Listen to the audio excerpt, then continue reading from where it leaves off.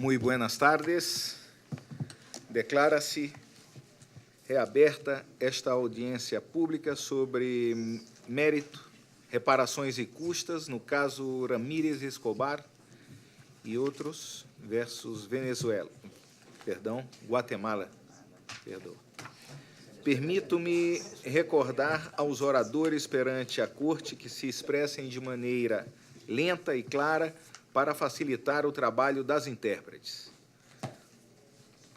Agora, corresponde aqui os representantes das supostas vítimas, senhoras e senhor do Cerril, Márcia Aguiluz, Ricela de León, Esther Beceiro e Carlos Luiz Escoffier, e senhora e senhor do El Refúgio, Mônica Mayorga e Leonel Dubon, e aqui a representação do Estado composta pelo senhor embaixador Juan Carlos Orellana Juárez, o senhor Victor Hugo Godoy e a senhora Wendy Cuellar Arecis exponham suas alegações finais orais a respeito das questões de mérito, reparações e custas, e que a representação da Comissão Interamericana, composta pela assessora Silvia Serrano Guzmán e pela assessora Selene Soto Rodrigues, exponham suas observações finais. Neste momento, daria a palavra aos representantes das supostas vítimas para que apresentem suas alegações finais orais, dizendo sempre o nome da pessoa que fará uso da palavra. Tem até o prazo de 30 minutos cada parte. Por favor. Muchas gracias, señor presidente. Mi nombre es Gisela de León y junto con mis colegas Carlos Escoffier y Leonel Dubon presentaremos los alegatos orales en esta ocasión. Hace 20 años, Osmin Ricardo Tobar Ramírez y su hermano fueron víctimas de una de las violaciones más graves a los derechos humanos, la trata de personas.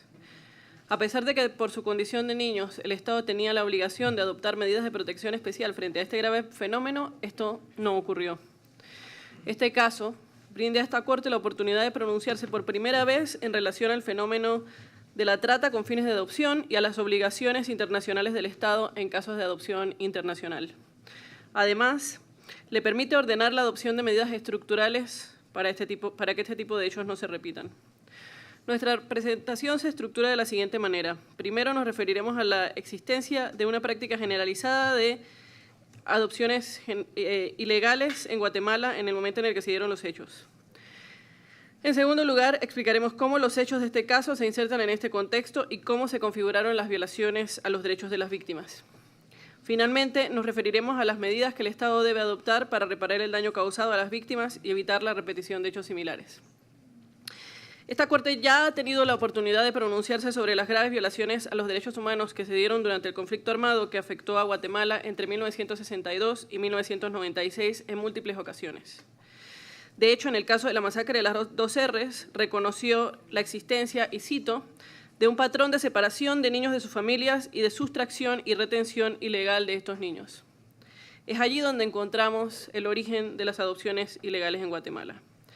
En palabras de la Relatora Especial de Naciones Unidas sobre la venta de niños y la prostitución infantil, y cito, la adopción internacional se convirtió en un negocio rentable como consecuencia del gran número de niños que quedaron huérfanos o fueron abandonados durante los años de enfrentamiento. Lo que había empezado como un legítimo intento de encontrar rápidamente acomodo para unos niños que necesitaban desesperadamente un hogar se convirtió en un lucrativo negocio cuando se hizo patente que en otros países había una gran demanda de bebés que pudieran ser adoptados. Esto fue posible, de acuerdo con lideran redes de delincuencia organizada transnacional dedicadas a la tramitación de adopciones irregulares con intervención de múltiples actores que se aprovecharon de la falta de control oficial real. Según el perito TQ, estas redes se consolidaron a partir de 1997, el año en que ocurrieron los hechos de este caso, con el aumento de la demanda y de las ganancias generadas por el negocio de las adopciones. El costo aproximado de las adopciones variaba. Así, la perito presentada por la CIDH, Carolina Pimentel, quien fuera responsable de un informe preparado por la CICIG sobre adopciones ilegales, señaló que la adopción de un bebé guatemalteco llegó a costar desde $30.000 hasta $80.000. La perita Norma Cruz señaló que entre los principales actores de estas redes estaban los notarios, los ginecobstetras y las comadronas, que eran quienes expedían las boletas de nacimiento, los mandatarios que hacían los documentos de las familias, las trabajadoras sociales y las personas que estaban al cuidado de los niños. Además, el perito TQ nos explicó que en estas poderosas redes también hubo participación directa de agentes del Estado, incluyendo jueces, juezas y altos funcionarios de diversas instituciones estatales. La CICIG identificó distintos modus operandi de estas estructuras. Uno de ellos recibía el nombre de lavados de niños y consistía en presentar ante el juzgado de niñez y adolescencia niños y niñas como si hubieran sido abandonados para que fueran declarados en situación de abandono y así iniciar el trámite de adopción sin necesidad del consentimiento de los padres. En relación al perfil de los niños y niñas víctimas de trata, la perito Norma Cruz señaló que la mayoría eran niños entre 0 y 4 años, que pertenecían a familias en situación de pobreza o pobreza extrema y que presentaban estado de buena salud. Además, el perito TQ señaló cómo los hogares estaban relacionados con las redes de trata y la institucionalización, y señaló también que la institucionalización era la medida adoptada por excelencia. Esta se utilizaba para mantener a los niños y niñas separados de sus familias mientras se llevaban a cabo los trámites de adopción. Las cifras que nos dio el perito TQ se sostienen en otra prueba aportada en el expediente y efectivamente sus dimensiones resultan escandalosas. De acuerdo a la perito Pimentel, para el año 2008, Guatemala se convirtió en el primer país con la mayor cantidad de niños y niñas en adopción a nivel internacional. Además, según datos de la Procuraduría General de la Nación, entre 1997 y 2006 se dieron en adopción un total de 27.140 niños y niñas guatemaltecos, de los cuales un 97.6% fueron dados en adopción internacional. Según la perito Pimentel, y cito, la gran mayoría de niños dados en adopción internacional no correspondía a niños adoptables. Honorables jueces y juezas, en este proceso internacional ha quedado acreditado que los hechos del presente caso se insertan perfectamente dentro de la práctica descrita.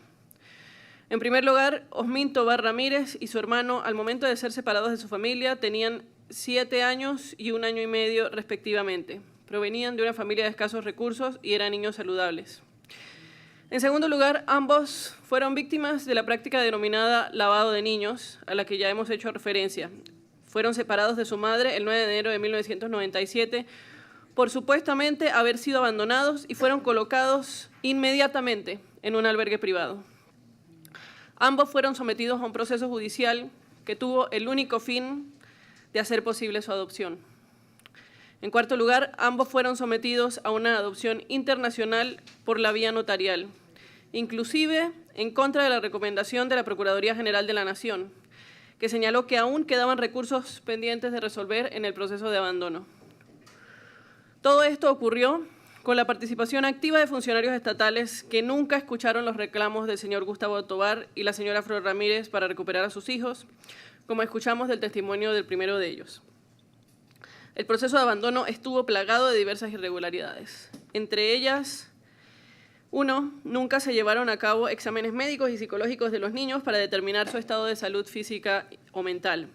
2, como escuchamos en el testimonio de Osmin, los niños no tuvieron ningún tipo de participación en el proceso, ni se les consultó acerca de las alegaciones de maltrato que habrían surgido en el estudio social que consta en el expediente. Tampoco tuvieron asistencia letrada. 3, el Estado nunca notificó a los padres de los niños acerca de la existencia de ninguno de los procesos, como escuchamos del testimonio del señor Gustavo Tobar. 4, el juez ordenó que varios estudios sociales que justificaron la declaratoria de abandono fueran realizados por el personal del hogar de la Asociación de los Niños de Guatemala, que era parte en el proceso y por lo tanto tenía interés sobre sus resultados. 5, al menos 3 jueces se excusaron de conocerla de Umaña, quien era esposa del presidente del mencionado hogar. Constancia de que esta persona ejercía presiones para que se dictaran abandonos y que le había indicado, y cito, que la única manera de sostener los hogares era a través de las adopciones. Como indicamos, en nuestro escrito de solicitudes, argumentos y pruebas, esta persona fue condenada en el 2015 por su participación en la adopción ilegal de una niña robada en el 2006. Sin embargo, ninguno de estos actos de presión contra los jueces en este proceso fueron debidamente investigados. Además, la resolución del 6 de agosto de 1997, por la que se estableció que Osmin y su hermano se encontraban en situación de abandono, no se encuentra debidamente fundamentada. Al respecto, recordamos que esta Honorable Corte ha reconocido la importancia de una adecuada fundamentación de las decisiones que afecten los derechos del niño, las cuales deben atender siempre a su interés superior. En el caso que nos ocupa, la jueza no analizó cómo la declaratoria de abandono y la consecuente separación de su familia atendía al interés superior de Osmin y de su hermano. Por el contrario, la resolución se encuentra plagada de consideraciones discriminatorias con base en la situación de pobreza, en estereotipos de género y en la orientación sexual. La misma descalifica a la madre y a la abuela de los niños como no aptas para hacerse cargo de ellos, con base en su situación económica inestable, su conducta desordenada y preferencias homosexuales, situaciones que no pueden servir como base para separar a un niño de su familia. Finalmente, a pesar de la celeridad con la que se tramitaron el proceso de abandono y el proceso de adopción, los recursos presentados por el señor Gustavo Tovar y la señora Flor Ramírez para recuperar a sus hijos fueron indebidamente dilatados y por lo tanto fueron inefectivos. Así, el recurso de revisión presentado por la señora Ramírez contra la declaratoria de abandono fue resuelto más de 2 años después, cuando sus hijos ya habían sido adoptados. Los hechos descritos, además de configurar claras violaciones a los derechos contenidos en los artículos 8, 24 y 25 de la Convención Americana, evidencian que en este caso el Estado no adoptó las medidas especiales de protección previstas en el artículo 19 de la Convención, interpretado a la luz de la Convención de los Derechos del Niño. Al respecto, el perito Nigel Cantwell señaló en su declaración que a la luz de la Convención de los Derechos del Niño, Guatemala tenía una serie de obligaciones en contextos de adopciones internacionales. En primer lugar, Guatemala debía proteger las relaciones familiares del niño. No obstante, como ha quedado probado a lo largo de este proceso, las relaciones familiares de Osmin y su hermano se vieron afectadas a raíz de su sustracción del hogar materno. Como escuchamos en la declaración de Osmin, ambos fueron separados de su madre y no se investigó el paradero de sus padres ni de otros familiares cercanos para que pudieran hacerse cargo de ellos. A partir de la separación de los niños, fueron colocados en el hogar de la Asociación Los Niños de Guatemala. De hecho, así lo ordenó la jueza desde el momento en que ordenó verificar la situación de los niños. Así, en este caso, la separación familiar no fue un último recurso, como lo establece la jurisprudencia de esta Honorable Corte y las directrices sobre las modalidades alternativas de cuidado de los niños de Naciones Unidas, sino la primera medida que el Estado tomó en este caso. Tampoco tomaron medidas para mantener a los 2 hermanos juntos, sino que se les separó casi desde un inicio. Como esta Honorable Corte pudo observar, este hecho causó una profunda afectación en Osmin. En segundo lugar, el Estado debía brindar a los padres la asistencia necesaria para el desempeño de las funciones en lo que respecta a la crianza de los niños. Ello debía ocurrir ante la eventualidad de que en el proceso se hubiera probado que sus padres tenían dificultades para la crianza de los niños. Sin embargo, el Estado nunca analizó la posibilidad de brindarles algún tipo de asistencia para superar estas supuestas dificultades. Por el contrario, desde un primer momento optó por la separación familiar y la institucionalización de los niños. En tercer lugar, el Estado debía asegurar que los padres hubieran dado su consentimiento a la adopción de forma libre e informada, que la adopción internacional fuera considerada solamente si no existía una alternativa adecuada de atención y cuidado para el niño en su país de origen y que la adopción no diera lugar a beneficios financieros indebidos para quienes participaran en ella. Ninguna de estas obligaciones fue cumplida. El proceso de abandono se llevó a cabo justamente para evitar cumplir con el requisito de consentimiento de los padres. No se evaluaron otras alternativas de cuidado y atención para los niños en su país distintas a la adopción internacional. Además, el contexto que describimos al inicio permite establecer que quienes participaron en el proceso de adopción recibieron beneficios financieros indebidos.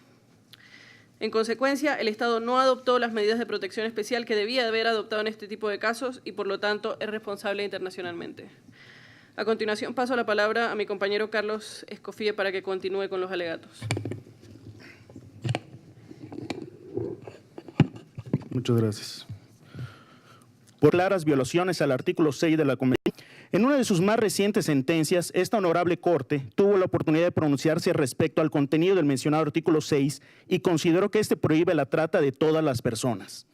la Corte estableció que para que exista trata deben concurrir 3 elementos contenidos en el Protocolo de Palermo, a saber, la actividad, los medios y el fin de explotación.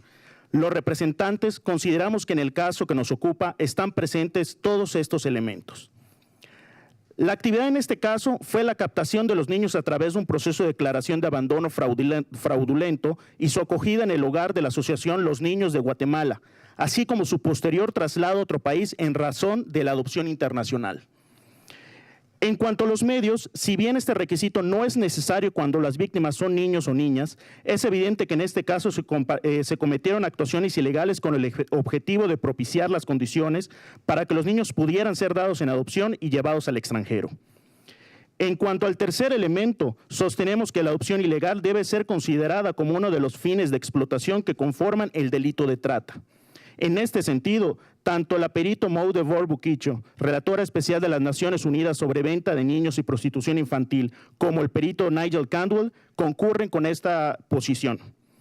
A ese respecto, la relatora estableció que, cito, obtener niños ilícitamente con el fin de adopción puede ser explotador, ya que la capacidad y la necesidad de amor y vínculo del niño es explotada como parte de un proceso ilícito por el cual se obliga al niño a vincularse emocionalmente a personas extrañas en lugar de los padres y familia original del niño. Cierro cita. Para la relatora, esta sería la interpretación más protectora de los derechos, considerando el interés superior de los niños y las niñas. Cabe destacar que existe un consenso regional sobre la inclusión de adopción ilegal como uno de los fines de la trata de personas. Así lo reconoce la propia legislación penal guatemalteca y otras legislaciones de la región centroamericana. En consecuencia, los hechos de este caso constituyeron trata de personas con fines de adopción ilegal. Finalmente, consideramos que es importante que la Corte pueda referirse a la trata de personas como una violación de derechos humanos de carácter múltiple y pluriofensivo, que afecta también el derecho a la integridad personal, en la medida que causa profundos sufrimientos a las víctimas, el derecho a la libertad en cuanto el tratante dispone de la libertad física de la víctima y el derecho a la dignidad, al considerar a la víctima como un objeto disponible para el comercio.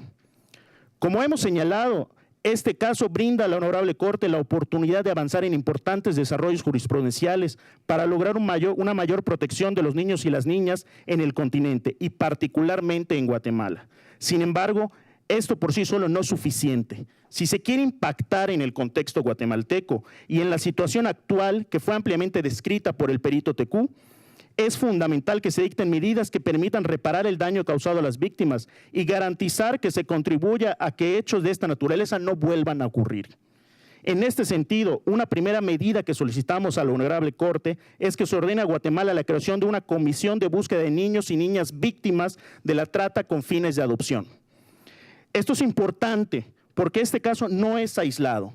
Estamos hablando de decenas de miles de niños y niñas que en un periodo de 30 años fueron dados en adopción internacional, sin que se conozca la fecha cuál ha sido su paradero. La testigo Zuli Contreras de Ucles, ofrecida por el Estado, reconoce que en su declaración que no se han adoptado medidas para procurar la localización de las víctimas y el reencuentro con sus familiares. Esta medida, además, reviste de un valor muy importante para Osmin. Ustedes han podido escuchar lo que significa para él que otros jóvenes que también son víctimas puedan conocer la verdad de lo ocurrido en Guatemala, puedan reencontrarse con sus padres y reencontrarse con su cultura si así lo desean. Claro está, una comisión de esta naturaleza debe contar con suficientes recursos humanos, económicos, logísticos, científicos para lograr el objetivo que pretende. Además, debe ser capaz de requerir información a instituciones, orfanatos, refugios, centros de día y otras instituciones u organizaciones relevantes, sean públicas o privadas. Adicionalmente, teniendo en cuenta que el fenómeno de las adopciones ilegales tiene sus orígenes en el conflicto armado interno, así como el hecho de que esta Corte ordenó a Guatemala en el caso de la masacre de las 2 R's, crear una base de datos y una página de internet de búsqueda de jóvenes desaparecidos durante el conflicto, debe garantizarse que la Comisión de Búsqueda tenga coordinación con estos otros mecanismos. Vale la pena recordar que esta Corte, en el caso Hermana Serrano, ordenó la creación de una comisión de búsqueda en El Salvador, la cual funciona desde el año 2012, y ha logrado el esclarecimiento de la verdad y la localización de niñas y niños salvadoreños en al menos 6 países distintos. Respecto de Guatemala, sería a miles de niños y niñas, a sus familias y a sus orígenes. Otra medida que solicitamos a la Honorable Corte es el fortalecimiento de la unidad de investigación penal de los casos de trata con fines de adopción que se encuentran adscrita al Ministerio Público. El perito TQ confirmó que la mayoría de los hechos relacionados con esta problemática permanecen en la impunidad y que las redes de trata siguen funcionando en Guatemala. De hecho, desde el 2010 la CICIG recomendó, cito, fortalecer una unidad especializada en el tema de trata de personas con la capacidad para investigar estas estructuras, en especial aquellas en las que están involucradas funcionarios públicos, la cual deberá estar conformada por personal en número suficiente, capacitado y comprometido con la temática. Cierro cita. Pese a esta situación, como lo ha mencionado en su peritaje Jaime TQ, la citada unidad no cuenta con recursos suficientes para llevar a cabo su labor. Actualmente está integrada por 2 fiscales y 2 auxiliares fiscales y tienen abiertas solo 234 investigaciones, aunque los casos de trata con fines de adopción que no han sido perseguidos pueden llegar a ser miles, como bien mencionó el perito Jaime TQ. Es importante recordar que muchos de los avances que se han logrado en materia de investigación en Guatemala ha sido gracias a las sentencias emitidas por este tribunal y al procedimiento de seguimiento de las mismas. Los avances que se han logrado últimamente en los casos, la masacre de las 2 R's y Molina Teyssen, es un claro ejemplo del impacto real que tiene este tribunal, que tienen ustedes contra la impunidad. Considerando lo anterior, es preciso que la Corte pueda ordenar la asignación de mayores recursos económicos a dicha unidad, así como su fortalecimiento a través del nombramiento de un mayor número de fiscales y auxiliares. La conformación de un equipo interdisciplinario de investigación, dada la complejidad del delito de trata y la obligatoria formación especializada en cuanto a la problemática de la trata, entre otras acciones. Esta unidad debería a su vez asumir la investigación del caso de Osmin y su hermano, procurando actuar con la debida diligencia para identificar a la totalidad de los responsables que ocasionaron las violaciones a sus derechos y avanzar hacia un juzgamiento y eventual sanción. Otra medida que es fundamental para la adecuada reparación del daño causado a Osmin y su familia es que el Estado realice un acto de reconocimiento público de responsabilidad y de desagravio a las víctimas, el cual ha sido aceptado por el Estado.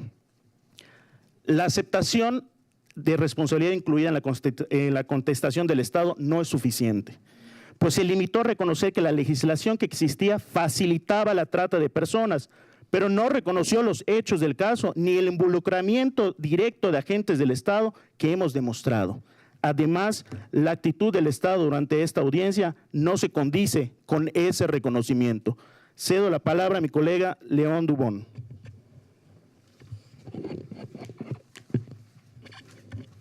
Honorables jueces, otra medida de reparación indispensable que el Estado de Guatemala adopte es evitar la institucionalización de niños y niñas, y para ello es importante, primero, privilegiar a la familia biológica como primera opción. Segundo, en los casos donde no se pueda, el Estado debe adoptar medidas alternativas a la institucionalización con el fin de disminuir la población de niñas y niños institucionalizados bajo medidas de protección jurídica.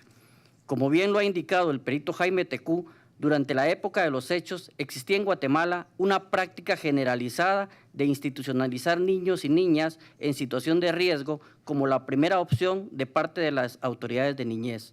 Este tipo de medida se efectuaba sin ningún tipo de control y fiscalización sobre los hogares a donde los niños y las niñas eran internados, separándolos y aislándolos totalmente de sus familias.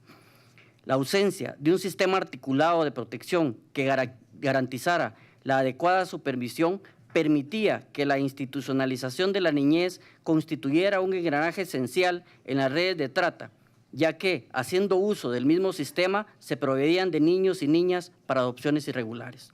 Lamentablemente, en la actualidad, esta práctica permanece.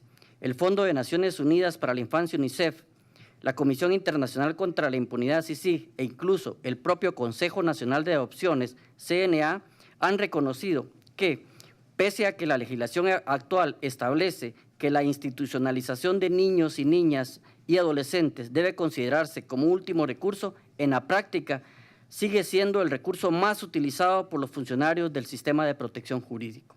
El terrible incendio ocurrido el 8 de marzo en el Hogar Seguro Virgen de la Asunción, un hogar de abrigo y protección bajo la responsabilidad que murieron 41 niñas más graves de esta frecuencia. Solicitamos al Estado de Guatemala adopte las medidas para disminuir esta práctica. Esto incluye la necesidad de implementar programas de protección social que brinden asistencia a las familias de los niños y niñas en situación de riesgo como una medida de prevención a la institucionalización.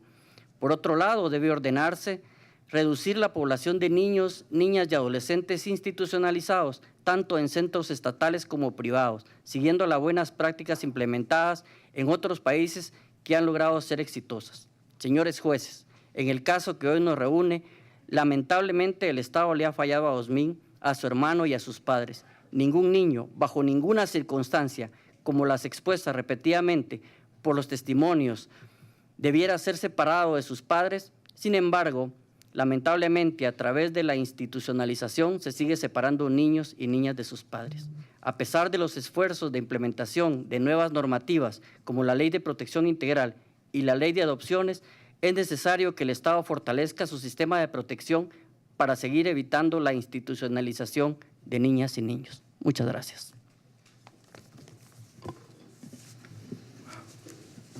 Muito obrigado à representação das supostas vítimas.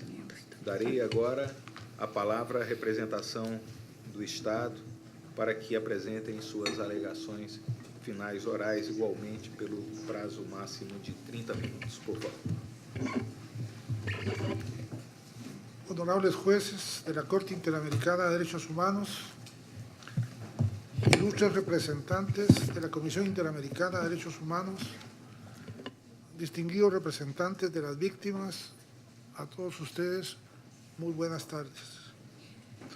Mi nombre es Víctor Hugo Godoy, presidente de la Comisión Presidencial de Derechos Humanos de Guatemala, y procederé a presentar los argumentos en nombre del Estado.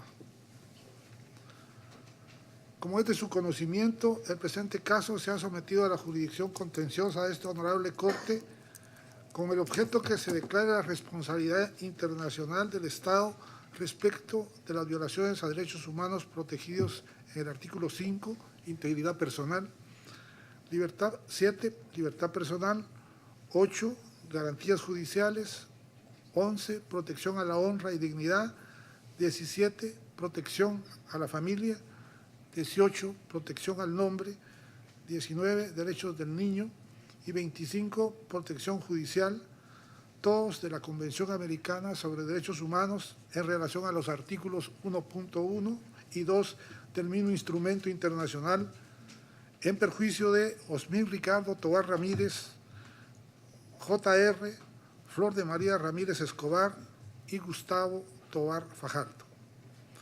Este caso versa sobre un proceso de adopción llevado a cabo con la legislación anterior, la cual no se adecuaba a los estándares internacionales de protección de la niñez y en materia de adopciones. La exposición del Estado de Guatemala se desarrollará de la siguiente manera. Primeramente, me referiré a la responsabilidad internacional del Estado. Continuaré refiriéndome a las medidas adoptadas para garantizar que hechos como los del presente caso no se vuelvan a repetir en atención a lo establecido en los artículos 1, 2 y 2 de la Convención Americana, haciendo énfasis en la explicación de cómo la legislación actual, las instituciones y el procedimiento de adopciones vigente se adecúan a los estándares internacionales y al corpus juris de derechos humanos aplicable en el caso en especie. Y finalizaré mi intervención con una argumentación sobre las medidas de reparación y no repetición solicitadas. En nombre del Estado de Guatemala, quiero reiterar a esta honorable Corte la solicitud que se consideren todos los argumentos vertidos en el escrito de contestación de la demanda de fecha 23 de noviembre de 2016. Respecto a la responsabilidad internacional del Estado. El Estado de Guatemala reconoció la responsabilidad internacional por los hechos que constan en el informe de fondo notificado por la Ilustre Comisión Interamericana de Derechos Humanos referente a la falta de adecuación de una normativa de protección a la niñez y adolescencia que cumpla con los estándares internacionales en cuanto al Corpus Juris Internacional en materia de protección de la niñez y adopciones. De conformidad con lo señalado en el escrito de contestación de la demanda, en los párrafos del 14 al 23, pudieron ser objeto de una violación de integridad personal y 11 sobre la honra y dignidad derivado de la separación de sus padres, aun cuando en los hechos del caso no demuestran haber sido objeto de vejámenes o maltratos en la institución de abrigo. Respecto a la protección a la familia, artículo 17 de la Convención, el Estado lamenta que, de acuerdo a la legislación vigente en la época en que sucedieron los hechos, una declaración de abandono fuera suficiente para que los niños pudieran ser sujetos de adopción, violentando así su derecho a una familia. Con relación a los derechos del niño, artículo 19 de la Convención Americana, el Estado de Guatemala reconoce que al separar a los niños de su entorno familiar y al aplicar inadecuadamente los principios que priorizan que los niños permanezcan en su entorno o núcleo familiar para el adecuado desarrollo de la niñez y el respeto al derecho a una familia, el Estado vulneró dichos derechos. Respecto a las garantías judiciales, artículo 8 de la Convención, y la protección judicial, artículo 25 de la Convención, el Estado reitera lo señalado en los párrafos 30 a 34 del escrito de la contestación de la demanda, relativo a que, si bien es cierto, existieron procesos judiciales previamente establecidos, las resoluciones no garantizaron el derecho al debido proceso y, consecuentemente, los derechos reconocidos en los artículos 8 y 25 citados. No obstante a lo anterior, el Estado ha realizado una serie de reformas legislativas, institucionales y administrativas para adaptar su legislación interna a los estándares internacionales en materia de protección a la niñez y de adopciones, a los que me referiré más adelante. Ahora bien, en cuanto a las medidas adoptadas para garantizar que hechos como los del presente caso no se vuelvan a repetir, en atención a lo establecido en los artículos 1.1 y 2 de la Convención Americana, haciendo énfasis a cómo la legislación actual, las instituciones y el procedimiento de adopciones se adecúan a los estándares internacionales. El Estado, preocupado por el aumento de las adopciones internacionales en el país, se sumó al movimiento civil a favor de la niñez que impulsó el proceso hacia la aprobación de una nueva legislación de adopciones que se armonizara a los estándares internacionales en materia de protección a la niñez y adopción. Y es así que se aprobaron la Ley de Protección Integral de la Niñez y la Adolescencia, la Ley de Adopciones y su respectivo reglamento. Igualmente, se creó un Consejo Nacional de Adopciones, la Fiscalía de la Mujer y la Niñez y en el Ministerio Público la Fiscalía contra la Trata, la Defensoría de la Niñez en la institución del Procurador de los Derechos Humanos, entre otras instituciones. La legislación citada reconoce y protege la institución de la adopción y declara el interés nacional de protección de las y los niños y adolescentes. En toda esta normativa y los mandatos institucionales se otorga la primacía al interés superior de la niñez. Existe una mayor voluntad de compromiso de las instituciones encargadas.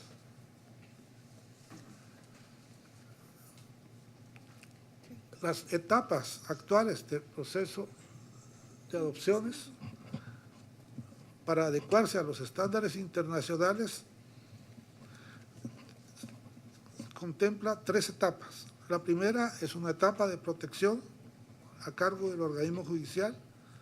La segunda es el procedimiento administrativo de adopciones ante el Consejo Nacional de Adopciones. Y finalmente, la tercera etapa es la debida homologación ante juez competente. La primera etapa consiste en el proceso de protección ante los juzgados de la niñez y adolescencia del organismo judicial. En esta etapa, los jueces de la niñez y adolescencia que actúan garantizan el interés superior del niño a través de las medidas cautelares y definitivas implementadas para su protección, ordenando a la Procuraduría General de la Nación que realice una investigación para establecer la existencia o inexistencia de recurso familiar, biológico o ampliado idóneo. En esta etapa, el juez se auxilia de un equipo multidisciplinario que trabaja brindando atención al interés superior del niño y se practican evaluaciones médicas, psicológicas y sociales para establecer con una adopción o no. Es importante resaltar que las resoluciones dictadas por un juez de la niñez y adolescencia que contienen medidas de protección a niñas y adolescentes son susceptibles de ser revisadas periódicamente. La segunda etapa consiste en el procedimiento administrativo de la adopción y se encuentra a cargo del equipo multidisciplinario del Consejo Nacional de Adopciones. Este equipo multidisciplinario de dicho consejo está integrado por abogados, trabajadores sociales, psicólogos, médicos, entre otros. El proceso se lleva a cabo en una serie de etapas, entre las que se pueden mencionar una etapa de emparentamiento, en la que se selecciona a la familia certificada idónea que mejor satisfaga las necesidades del niño, niña o adolescente. Reunidos los requisitos de la ley de adopciones, se coordinan los primeros encuentros entre el niño, niña o adolescente con la familia seleccionada. Es hasta ese momento que la familia seleccionada tiene contacto con el niño, niña o adolescente. Este proceso administrativo va por la declaratoria de adoptabilidad, evaluación integral de los niños y el tema de la familias idóneas. Ahí viene después la asignación de la familia idónea, la presentación del niño a la familia asignada, un periodo de convivencia y socialización, otro de empatía y resolución final, para después que venga la homologación, la inscripción al RENAP y el seguimiento posadoptivo y búsqueda de los orígenes.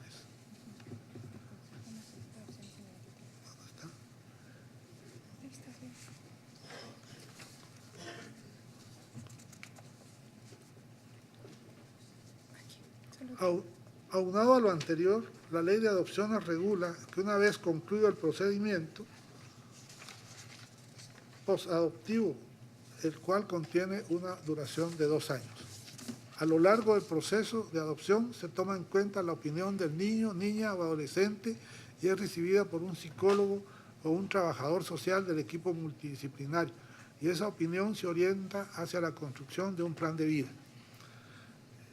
Honorables jueces, me permití hacer esta explicación pormenorizada porque creo que es de la mayor importancia para el cambio que tuvo Guatemala respecto a su legislación y sus procedimientos para el tema de adopciones. La última fase es una nueva etapa judicial de homologación a cargo de los jueces de familia, quienes revisan el cumplimiento de la ley de adopciones en el procedimiento administrativo de adopción a cargo del Consejo Nacional de Adopciones, o bien ordenar la subsanación de los requisitos incompletos previo a declarar con lugar la adopción. Es importante señalar que este procedimiento subsana las debilidades del procedimiento anterior por vía notarial. Y todo el procedimiento actual se adecúa a lo que establece el Convenio de la Haya relativo a la protección del niño y cooperación en materia de adopción internacional.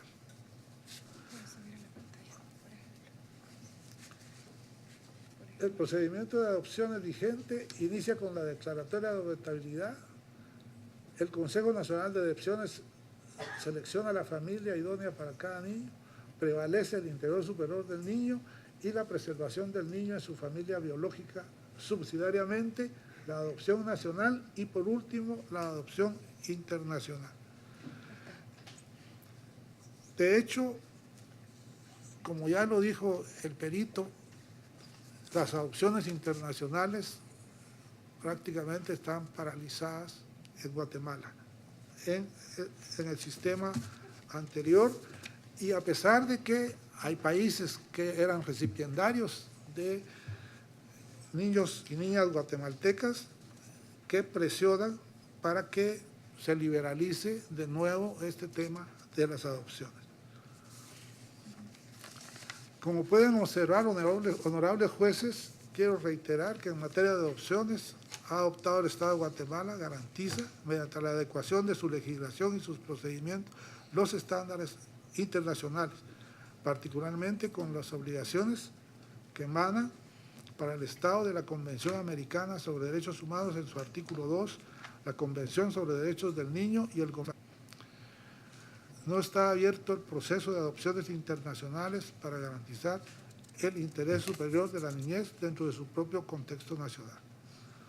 Ahora bien, con relación a las medidas de reparación aplicables al caso concreto, Honorable Corte, el Estado de Guatemala reitera lo manifestado en su escrito de contestación a la demanda respecto a considerar como titulares de dicho derecho a Osmín Ricardo Amílcar Tobar Ramírez, Flor de María Ramírez Escobar y Gustavo Amílcar Tobar Fajardo.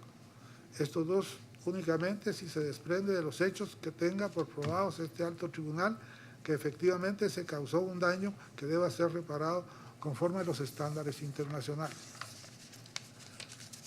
Respecto al joven J.R. del escrito de solicitudes, argumentos y pruebas, párrafo 68, se desprende que J.R. no tiene intención de participar del presente proceso. Por tanto, el Estado considera necesario que esta honorable Corte precise que no es víctima del presente caso y por lo tanto no le asiste derecho de reparación. En este sentido, tal y como la honorable Corte resolvió en el caso Instituto de Reeducación del Menor versus Paraguay, que con el propósito de garantizar los efectos propios, efecto útil del artículo 23 del reglamento y la protección efectiva de los derechos de las presuntas víctimas, es preciso que éstas se encuentren debidamente identificadas e individualizadas en la demanda de la Comisión Interamericana presenta ante este tribunal, párrafo 109. Esto en concordancia con la identificación plena de las víctimas que regula el artículo 35.1 del reglamento de la Corte. Honorables jueces, el Estado se reserva la oportunidad de remitir en el escrito de alegatos finales un estudio actuarial conteniendo su propuesta de una justa indemnización para reparar los derechos violados en el caso que la Corte decida ordenar reparaciones económicas en el presente caso. No obstante dicha propuesta, el Estado respetuosamente considera que las medidas planteadas por los peticionarios en el escrito de solicitudes de argumentos y pruebas del presente caso exceden los montos razonables y son desproporcionados con los daños materiales e inmateriales alegados, las condiciones del proceso y de las víctimas. En ese sentido, ya se ha pronunciado esta honorable Corte en casos como Trujillo Oroza versus Bolivia, Pamaca Velázquez versus Guatemala y Niños de la Calle, Villagrán Morales y otros versus Guatemala, respecto a que las medidas de reparación no pueden implicar ni enriquecimiento ni empobrecimiento para la víctima o sus sucesores. En el caso de las medidas pecuniarias, el Estado reitera los criterios expuestos en los párrafos 68 a 73 del escrito de la contestación de la demanda relativo al daño emergente. En relación al lucro cesante, esta honorable Corte debería de considerar la situación económica del señor Gustavo Tobar y la señora Flor de María Ramírez Escobar para dictar una resolución ajustada a su realidad a la fecha de los hechos. En ese sentido, el Estado de Guatemala considera que ambos padres no sufrieron ningún tipo de incapacidad u obstáculo que les impidiera realizar sus labores, pues ambos no tenían una relación laboral de dependencia que estuviera en riesgo por realizar gestiones judiciales. Tal como lo ha indicado el Estado de Guatemala, debido a su capacidad económica limitada, se deben priorizar las reparaciones de orden social que faciliten la no repetición de dichos hechos. En ese sentido, se compromete a impulsar otras medidas de no repetición que también pueden tener un referente económico significativo, especialmente enfocadas hacia el fortalecimiento del sistema de protección de la niñez y hacia el fortalecimiento de las instituciones que participan en el proceso de adopciones. La Corte Interamericana, en los casos Blake versus Guatemala y Panel Blanca versus Guatemala, ha establecido que el reconocimiento de la responsabilidad del Estado es en sí mismo una reparación moral, tal como lo establece el honorable juez Cansado Trindade, voto razonado conjunto en la sentencia sobre reparaciones del caso Loaiza Tamayo. El ser humano tiene necesidades que trascienden la medición puramente económica y en las reparaciones también debe tenerse en cuenta la integralidad de la víctima. Continúa el juez Trindade señalando: en la determinación de las reparaciones debe tenerse presente la integralidad de la personalidad de la víctima y el impacto que sobre ésta ha tenido el hecho dañoso a partir de una perspectiva integral y no solo patrimonial de sus potencialidades, capacidades, necesidades, aspiraciones y reivindicaciones. Por lo tanto, el Estado considera que en el presente caso se han adoptado una serie de medidas simbólicas que, además de atender a las aspiraciones y reivindicaciones de la familia, a la no repetición, y para ello reitera la admisión de la demanda de los párrafos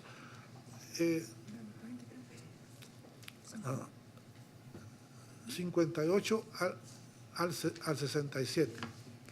Es así que el Estado de Guatemala se compromete a dar seguimiento a los procesos de investigación. No lo quité, ante los entes encargados del componente de justicia para que se investigue y sancione a los responsables de las violaciones, los derechos humanos del presente caso. Con relación al componente de fortalecimiento de las instituciones de persecución, sanción del delito de trata con fines de adopción, el Estado se compromete a propiciar un espacio de revisión y actualización de las instrucciones 04-2006 y 05-2006 del Ministerio Público y a promover ante el mismo que la unidad de evaluación del desempeño verifique el cumplimiento de las mismas e incida para que se dote de recursos a la institucionalidad ya existente, es decir, la Fiscalía contra la Trata de Personas y la Unidad de Investigación del Delito de Trata de Personas con fines de adopción. Igualmente, el Estado de Guatemala propone que se pueda llevar a cabo un programa de capacitación para operadores de justicia en materia de adopciones e institucionalización, con el objetivo de fortalecer el sistema de protección de la niñez y adolescencia. Con relación a las propuestas sobre adopción de reformas legislativas, el Estado reitera lo señalado en los párrafos 63 y 64 del escrito de contestación de la demanda. Igualmente, con relación a la creación de una comisión de búsqueda de niñez desaparecida, el Estado reitera lo señalado en el escrito de contestación de la demanda, dado que buscará la creación de una Comisión Nacional de Búsqueda de Personas Desaparecidas que incluya niñez desaparecida por diversas causas. Con relación a impulsar acciones para fortalecer las capacidades de control y fiscalización en materia de institucionalización de niños y niñas y fortalecer el Consejo Nacional de Adopciones. En la actualidad, diversas organizaciones del sistema de protección de la niñez se encuentran promoviendo la creación de una institucionalidad propia para mejorar la coordinación del sistema de protección de la niñez. Como presidente de COPREDE, he recibido esa propuesta de parte de las organizaciones y de parte de la cooperación internacional, y en ese sentido, el Estado de Guatemala, a través de esta comisión, apoyará la coordinación de este espacio y promoverá espacios de discusión y las propuestas que surjan del consenso para el fortalecimiento del sistema de protección de la niñez y de las instituciones que participan en el proceso de adopciones en el corto, mediano y largo plazo. Se han realizado avances en materia legislativa, institucionales y administrativas que se encuentran en armonía con los principios y tratados internacionales de protección de la niñez y adopciones.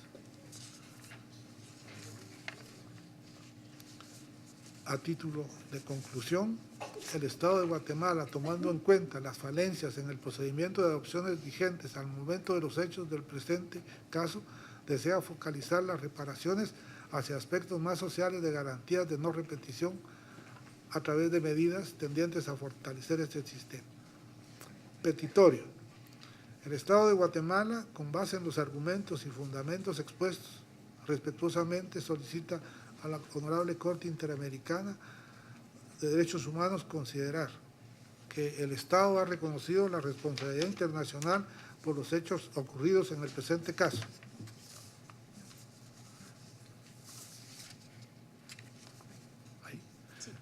Que se han realizado avances en materia legislativa, institucionales y administrativas que se encuentran en armonía con los principios y tratados internacionales de protección de la niñez y adopciones. Finalmente, Honorable Corte, agradecemos que al momento de pronunciarse sobre las medidas de reparación resuelvan el sentido que éstas sean acorde al daño causado, mas no así a un enriquecimiento de las víctimas, priorizando las garantías de no repetición. Muchas gracias.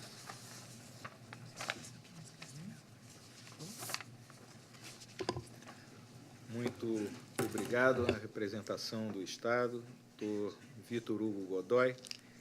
Se as partes considerarem pertinentes, podem fazer uso do direito à réplica e tréplica.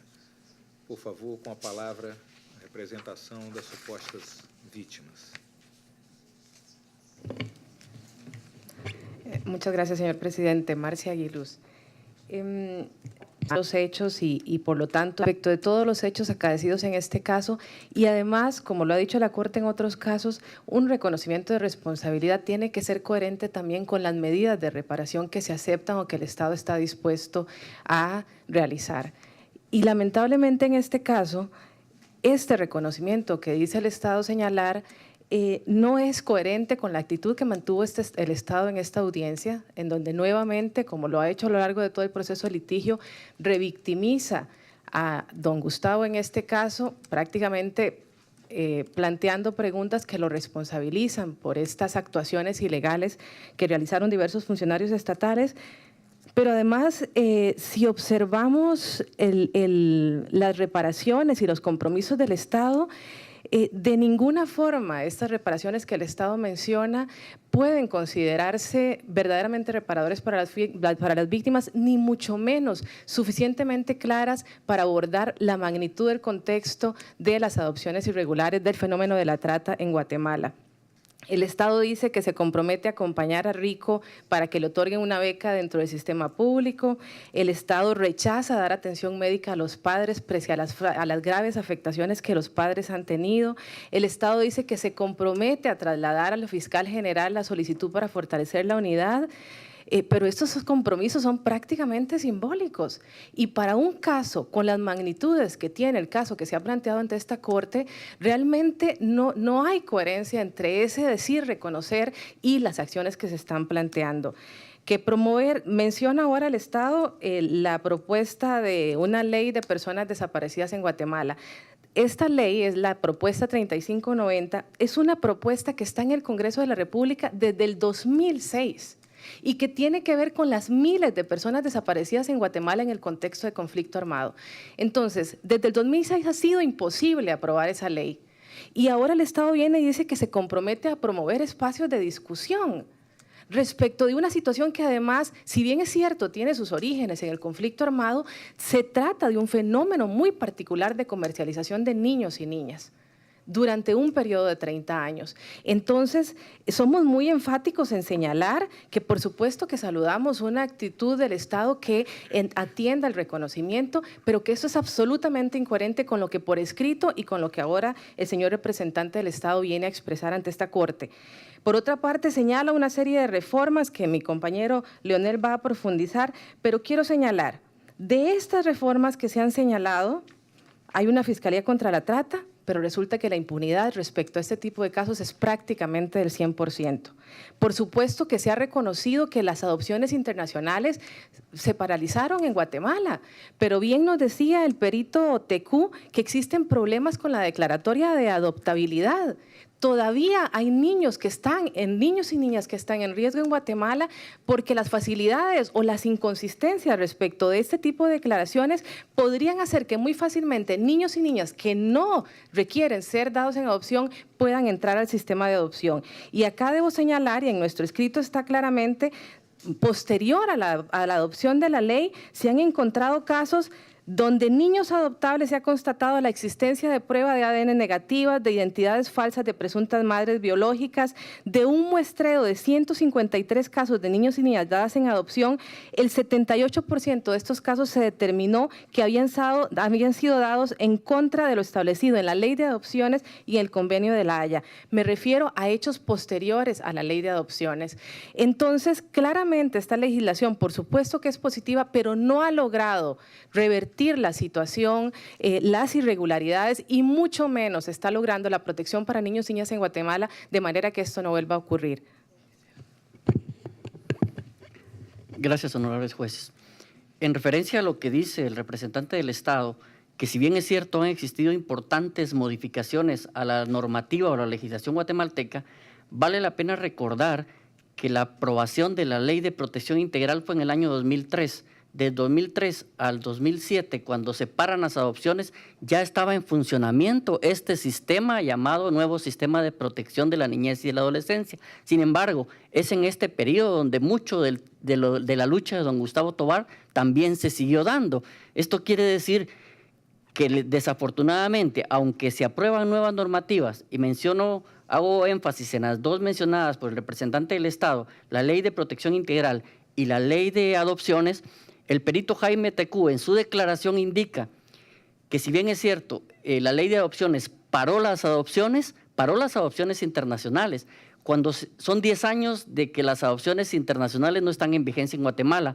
Cuando se aborda a los funcionarios respecto a ese, y el mismo perito, cuando se habla del proceso de protección, evidentemente no tenemos un verdadero sistema de protección social. Las familias siguen siendo criminalizadas por la pobreza y los niños y las niñas siguen siendo institucionalizadas. Y prueba de ello es precisamente, como se mencionó en el ejemplo, la muerte de 41 niñas, donde habían 604 niñas, niños y adolescentes institucionalizados y el Estado no tuvo la capacidad de poderlos proteger.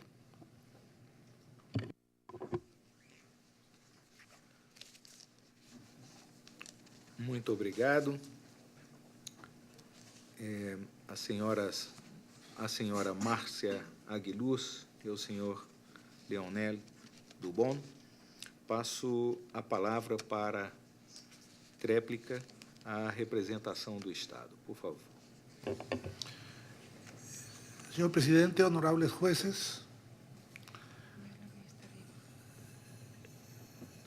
yo quisiera recordar que estamos analizando el sistema de adopciones y esto fue lo que modificamos sustancialmente en Guatemala.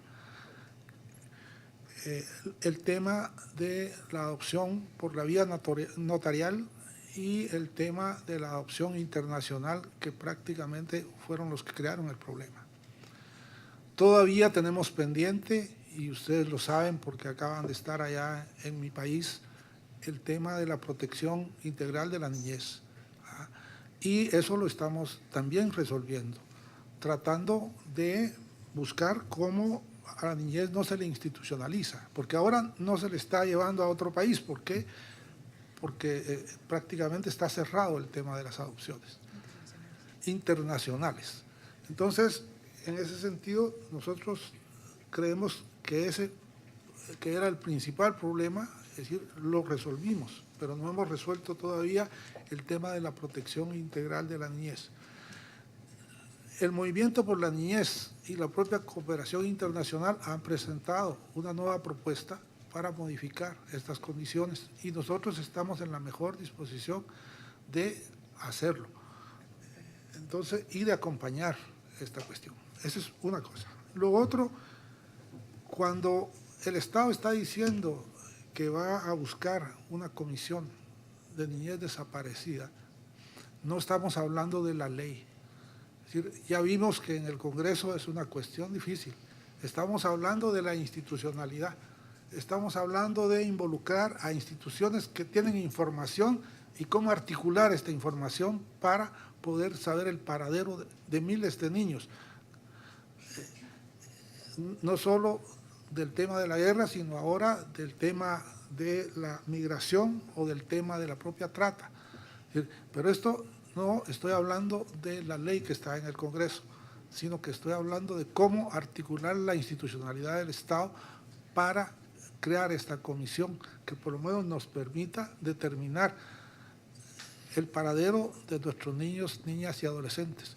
Es decir, sabe los representantes que están acá de las víctimas, porque han estado presentes en este momento, que ha sido sumamente difícil aún determinar cuántas niñas había en el hogar seguro. Es decir, ese tipo de cosas es parte de lo que estamos abordando ahorita, ¿verdad? Y a eso es a lo que nosotros y lo que este servidor en nombre del Estado se está comprometiendo. Muchas gracias. Muito obrigado, doutor Vitor Hugo Godoy. Finalmente, darei a palavra à representação da Comissão Interamericana de Direitos Humanos para que apresente suas observações finais sobre mérito, reparações e custas no presente caso. Por favor, com a palavra, doutora Silvia. Gracias, señor presidente. Me voy a referir en primer lugar al reconocimiento de responsabilidad y en segundo lugar a las cuestiones propiamente de fondo del caso.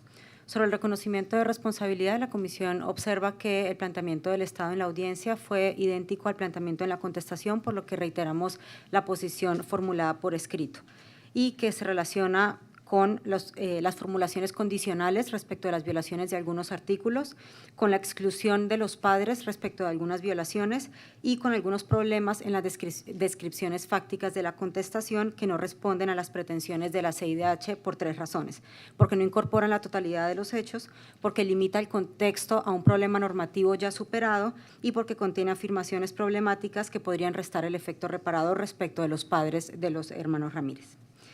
Es por este carácter limitado el cual establezca todos los hechos del caso.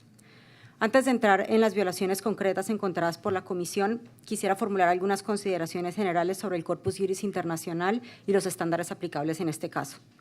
Desde sus primeros casos en materia de derechos de los niños y niñas, la Corte Interamericana se refirió al Corpus Juris Internacional en la materia y a la necesidad de tomarlo en cuenta al momento de interpretar la Convención a la luz de dos principios fundamentales, que son el interés superior del niño y el deber de especial protección. Dentro de este Corpus Juris Internacional, además de la Convención sobre los Derechos del Niño y las interpretaciones del respectivo comité, en este caso la Comisión considera que también es útil que la Honorable Corte tome en cuenta las directrices sobre las modalidades alternativas de cuidado de los niños, el Convenio de la Haya relativo a la protección del niño y a la cooperación en materia de adopción internacional y el protocolo facultativo a la Convención sobre los Derechos del Niño relativo a la venta de niños, la prostitución infantil y la utilización de niños en pornografía. Igualmente, la Comisión pone a disposición de la Honorable Corte el informe temático emitido en el año 2013 sobre el derecho del niño y la niña a la familia, cuidado alternativo, poniendo fin a la institucionalización en las Américas. En el presente caso, las violaciones a la Convención Americana operaron de manera conjunta y, por lo tanto, la Comisión recapitulará en un primer momento los estándares aplicables y posteriormente compartirá con la Corte su análisis sobre los hechos del caso. Estos estándares se relacionan con dos temas, que aunque están interrelacionados, tienen un contenido jurídico propio. El primero es el relativo a la institucionalización como medida de protección y el segundo es el relativo propiamente a la adopción y de manera más específica a la adopción internacional. Como se dijo, estos estándares resultan del Corpus Juris mencionado y fueron confirmados por las peritas Baglietto y Pimentel y por el perito Cantwell. Estos son los estándares de manera muy esquemática. Los niños y las niñas deben permanecer en su núcleo familiar, salvo que existen razones determinantes para lo contrario en función de su interés superior. La separación a través de una medida de institucionalización debe ser excepcional, preferentemente temporal y una medida de último recurso. Antes de adoptar esta medida, es necesario explorar medidas de prevención, como el apoyo a la madre, al padre o a ambos, a fin de que puedan cumplir primariamente la función de cuidado de sus hijos. Asimismo, se deben explorar modalidades alternativas, tales como la posibilidad de que la familia ampliada pueda brindar ese cuidado. Aún en supuestos en los que se considere que la separación es necesaria, el Estado debe procurar mantener el relacionamiento con su familia, salvo si ello es contrario al interés superior del niño o de la niña. Las medidas de separación, incluida la institucionalización, deben ser revisadas periódicamente por personal idóneo e interdisciplinario. El derecho internacional de los derechos humanos reconoce que en ciertas circunstancias y tras haber explorado medidas alternativas, exista la necesidad de adoptar medidas especiales de protección que sean de carácter permanente para garantizar el derecho a la familia. Una de esas medidas es precisamente la adopción y dentro de la misma la adopción internacional.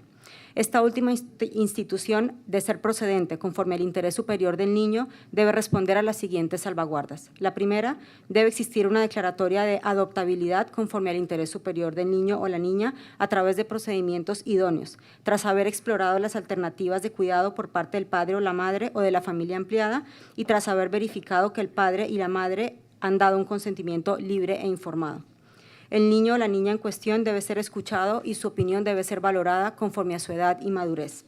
Tercero, se requiere que se haya verificado que no se está obteniendo ningún beneficio económico indebido.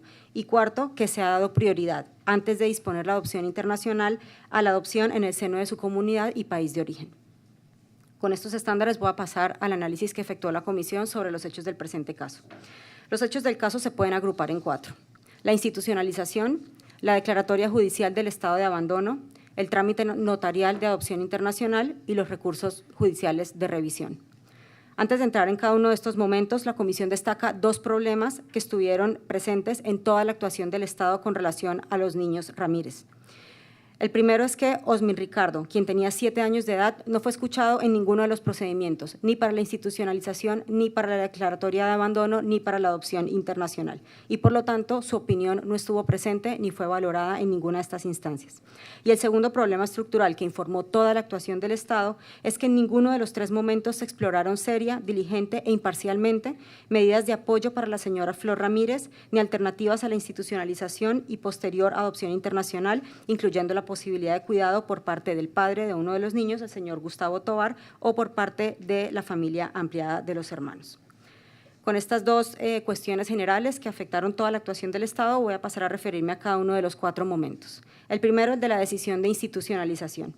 El 18 de diciembre del 96, las autoridades recibieron una denuncia anónima de supuesta situación de abandono y el 9 de enero de 1997, funcionarios de la Procuraduría acudieron al domicilio donde al hogar Asociación de los Niños. La Procuraduría, desde el inicio, asumió como medida primordial y automática la institucionalización. Casi 3 semanas después de que los niños fueron llevados al referido hogar, se emitió una resolución judicial confirmando la institucionalización. En esta decisión tampoco se exploraron alternativas de cuidado. Los hermanos permanecieron institucionalizados por aproximadamente 18 meses. Durante todo ese tiempo no tuvieron contacto con su familia. Tampoco se efectuó en todo ese tiempo ninguna revisión periódica de la institucionalización como medida de protección.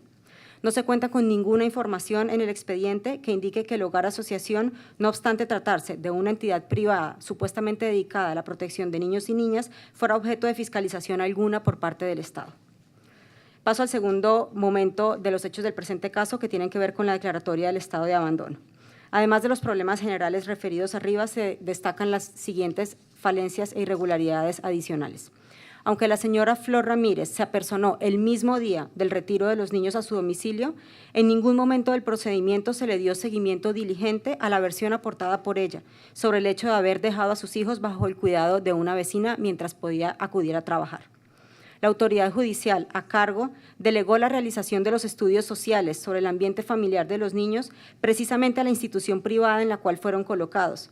No solamente no existe información alguna sobre la idoneidad de la institución privada para efectuar este tipo de estudios, sino que no existieron garantías mínimas de imparcialidad en los mismos, tomando en cuenta el interés de que los niños fueran incluidos en el programa de adopción que la misma institución auspiciaba. Aunque hubo otros estudios por parte de la Procuraduría y de la Unidad de Psicología del organismo judicial, los mismos hicieron referencias problemáticas, tales como la inestable situación económica de la madre, como motivo para justificar la imposibilidad de cuidar a sus hijos. Como indicó el perito Tecuesta Mañana, había una alta incidencia del factor económico como sustento de las decisiones de abandono. Además de que esta referencia no solo puede resultar discriminatoria, debió tener precisamente el efecto contrario. determinar que había una situación económica inestable por parte de la madre, en vez de permitir declarar la situación de abandono, debió activar que se exploraran las formas de apoyo a instancias del Estado. Además, se hicieron referencias a supuestas relaciones homosexuales por parte de la abuela materna. Fue con base en estos informes, que desconocieron salvaguardas mínimas, procesales y sustantivas, que se efectuó la declaración judicial de abandono de los dos hermanos. El tercer momento es el trámite notarial de la adopción internacional. Después de la declaratoria judicial de abandono, las familias adoptivas de Osmin Ricardo y de su hermano otorgaron poderes a abogados para iniciar el trámite notarial. Luego de que la autoridad judicial declarara con lugar las diligencias de adopción ante una objeción de la Procuraduría, pocos meses después el notario otorgó las escrituras públicas de adopción. En este proceso tampoco fue escuchado Osmin Ricardo y muy especialmente no se pidió la presencia y consentimiento de su padre, Gustavo Tovar. No obstante, la declaratoria de abandono se había centrado en la situación de la señora Flor Ramírez y no se había efectuado determinación formal alguna sobre el padre de Osmin Ricardo. Las escrituras públicas fueron otorgadas a pesar de que, de manera paralela, continuaba tramitándose sin decisión final el recurso de revisión interpuesto por la señora Flor Ramírez y posteriormente por el señor Gustavo Tovar respecto de la declaratoria de abandono. Y el cuarto momento es propiamente el recurso de revisión al que me estaba refiriendo y que operó de manera paralela al trámite notarial de adopción internacional. Desde el momento de la declaratoria judicial de abandono, la señora Flor Ramírez interpuso un recurso de revisión en el cual hubo 3 irregularidades principales. Se desconoció la propia normativa que exigía que cuando se tratara de cuestiones de hecho se debía abrir un proceso de pruebas, lo que no se hizo. Dicho proceso resultaba especialmente relevante tomando en cuenta que la señora Flor Ramírez presentó una versión distinta a las autoridades a la contenida en los estudios sociales y ofreció prueba para sustentarla. A pesar de ello, no se practicó dicha prueba y la resolución del recurso se basó precisamente en la información que la madre de los niños estaba intentando impugnar mediante elementos probatorios. Otra irregularidad en el proceso de revisión es que no se le notificaron a los padres numerosas decisiones en el marco de este recurso. Estas 2 irregularidades fueron reconocidas por autoridades judiciales, pero no las subsanaron. Subsanar estas irregularidades en el proceso judicial de revisión de la declaratoria de abandono era crucial, porque de manera paralela a su tramitación se estaba materializando la adopción internacional de los niños ante notario. La comisión destaca además que en el conocimiento de este recurso se excusaron múltiples autoridades judiciales y del expediente surge que parte importante de dichas excusas obedeció a intimidaciones y amenazas. Después de más de 2 años de la adopción de los niños, finalmente se declaró con lugar el recurso de revisión interpuesto por los padres. En esta decisión, el juzgado reconoció las violaciones e indicó textualmente que a los padres, abro comillas, no se les brindó suficiente oportunidad para demostrar que constituyen recurso familiar, emocional y psicológico idóneo, cierro comillas.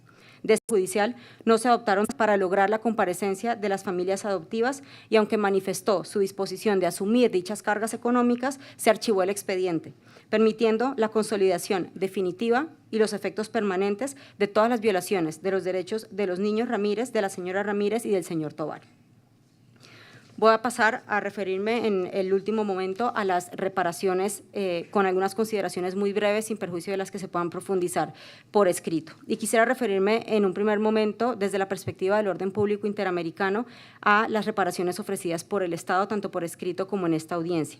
Y la primera consideración que quisiera hacer es que la reparación integral no puede incorporar un concepto o una noción de jerarquía entre las distintas formas de reparación. El Estado ha planteado que se debe dar prioridad en este caso a las medidas de no repetición y no a las medidas de compensación económica. La Comisión considera que todas las medidas, reparación, restitución, satisfacción, rehabilitación y no repetición, son componentes de igual relevancia para lograr una reparación integral. Particularmente respecto de Osmin Ricardo y sus padres, la Comisión considera preocupante que el Estado indique que habría dificultades para proceder a una compensación adecuada conforme al daño material e inmaterial causado. Además, la Comisión considera preocupante que algunos ofrecimientos en materia de educación particularmente implican que, conforme al Estado, deben depender del cumplimiento por parte de Osmin Ricardo de los requisitos a nivel interno, lo que lo desnaturaliza como una medida propiamente de reparación. Además, el Estado ofreció un reconocimiento de responsabilidad, lo que la Comisión valora positivamente. Sin embargo, es fundamental que este reconocimiento de responsabilidad, para que tenga el efecto reparador que se busca, no se base en los contenidos de la contestación, por las razones que ya se han indicado reiteradamente, sino en las determinaciones completas y detalladas que haga esta honorable Corte en su sentencia. Otra observación de la comisión con relación a las reparaciones tiene que ver con el hermano menor de Osmin Ricardo, con el niño JR, quien tiene reserva de identidad y quien ha decidido no apersonarse a este proceso. La comisión considera que el hermano menor de Osmin Ricardo no debe ser excluido de las reparaciones. Si bien, como decía, JR optó por no apersonarse a este proceso, la comisión considera que la naturaleza de los hechos, la duración de los efectos de violaciones tan graves como las del presente caso y la complejidad de los procesos que acompañan a las víctimas de este tipo de violaciones hacen razonable que la Honorable Corte establezca medidas de reparación en favor del hermano menor de Osmin Ricardo, manteniendo su reserva de identidad y que las mismas reparaciones estén disponibles por un tiempo razonable en caso de que él decida recibirlas en el futuro. Finalmente, para concluir, tomando en cuenta que ya se me está agotando el tiempo, quisiera poner énfasis en la medida de reparación relacionada con la investigación penal de los hechos del caso y particularmente con las medidas de no repetición. En este caso, las medidas de no repetición no tienen un carácter abstracto, se vinculan directamente con los factores estructurales que dieron lugar a las violaciones ocurridas en el presente caso. Y para ello quisiera compartir con la Corte los rubros más importantes conforme a los cuales la Comisión ha emitido recomendaciones relacionadas con la problemática de institucionalización de niños y niñas como medida de protección. Y estos rubros, dentro de los cuales hay medidas mucho más específicas que podemos compartir por escrito, se encuentran el fortalecimiento de las familias en sus funciones parentales, la regulación del acogimiento alternativo, familiar o residencial, tomando en cuenta que el residencial es excepcional y por el tiempo estrictamente necesario, medidas tendientes a la desinstitucionalización, medidas tendientes a que la toma de decisiones sobre el cuidado alternativo responda a los principios de idoneidad y a las garantías judiciales. Y finalmente, recomendaciones específicas sobre acogimiento residencial para las situaciones excepcionales en las que ello proceda, que tienen que ver con regulación, autorización y registro, requisitos y procedimientos de ingreso y egreso, supervisión, control, fiscalización y sistema de producción y análisis de información. Muchas gracias. Muito obrigado, doutora Silvia Serrano Guzmán, representante da Comissão Interamericana.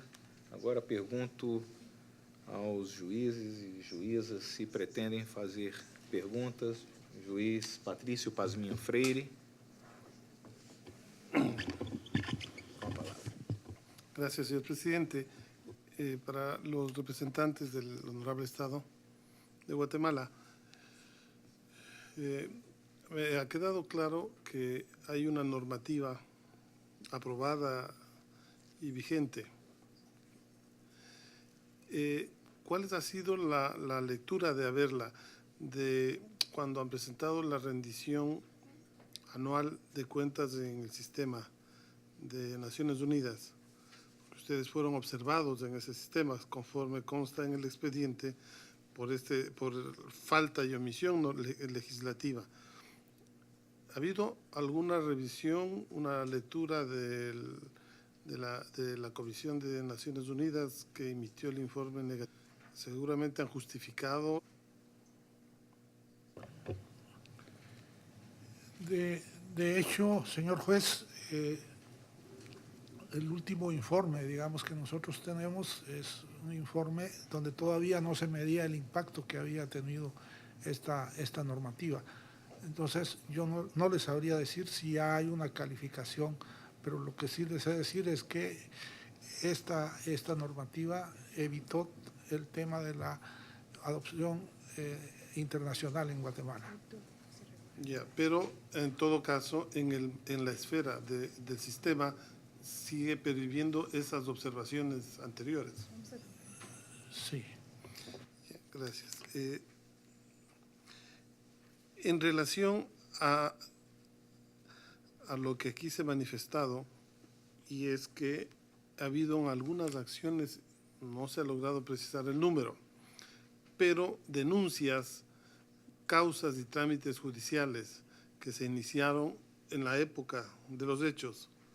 ¿Qué medidas ha tomado el Honorable Estado de Guatemala para garantizar celeridad, eficacia?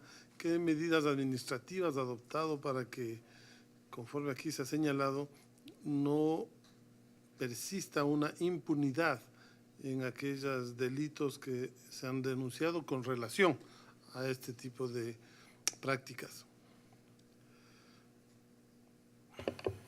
Bueno, la Fiscalía General, es decir, ha creado, digamos, una Fiscalía Especial y, según me dijo la señora fiscal, la semana pasada, es decir, había reforzado dos cosas. Uno, la Fiscalía de Derechos Humanos, en razón de una entrevista que había tenido con el señor presidente de esta honorable Corte, y había asignado recursos para eso, y es decir, creación de una unidad especial en el tema de sentencia de la Corte, pero además en el tema de trata y en el tema de niñez y adolescencia. Digamos, ahí ellos han reforzado y especializado sus unidades en el Ministerio Público, específicamente para el tema de la impunidad. De hecho, es decir, hay una investigación, hay una sentencia, por decir que se hizo con la Comisión Internacional contra la Impunidad en Guatemala, que han trabajado de la mano para principiar a abordar este tipo de temas que el perito decía son 30 años oscuros que no se han investigado, pero se están principiando a investigar, señor juez.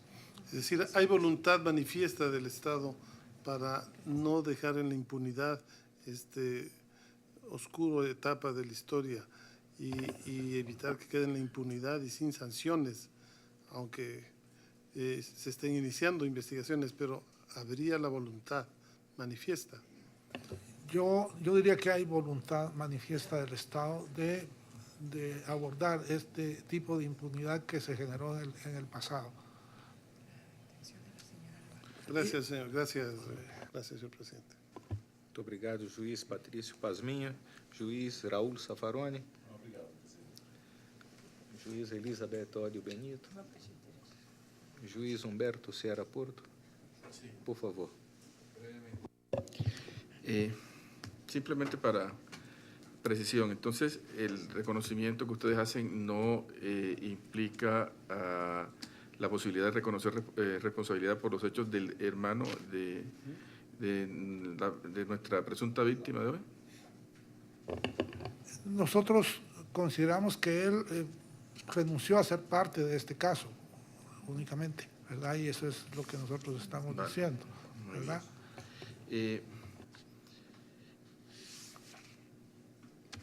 También simplemente para precisar, la comisión, un caso de estas magnitudes no ha tenido otro tipo de denuncias, no han llegado casos a la Comisión Interamericana sobre este particular o que estén en trámite.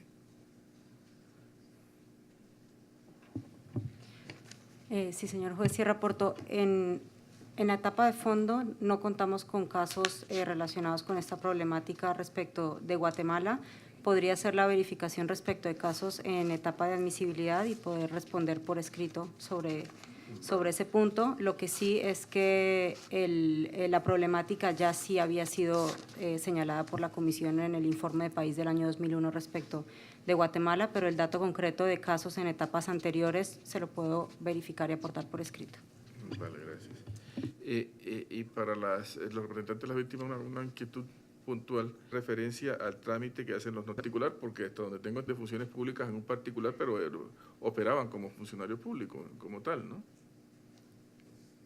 ¿O tiene algún significado diferente a que simplemente lo hacían los notarios?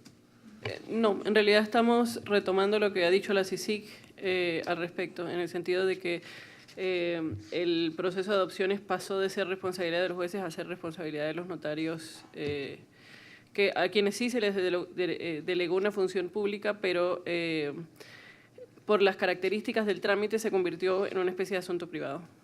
Vale, perfecto. Muchas gracias. ¿Podría aprovechar que tengo el uso de la palabra para dos cosas muy concretas? En primer lugar, con relación a la pregunta que hizo anteriormente sobre el hermano de Osmin, quisiera señalar que él no ha renunciado a ser parte del caso. Él simplemente ha manifestado que por el momento no tiene interés y creo que hay que comprender que una persona que pasa por un proceso como el que Osmin nos explicó hoy, debe tener su proceso y habría que respetar ese proceso, y puede ser que en el futuro él tenga interés de ser parte de ese caso, de este caso, por lo que nos adherimos a lo señalado por la Comisión en el sentido de que se le considere como víctima y se establezca la posibilidad de que él pueda pedir acceso a las reparaciones posteriormente.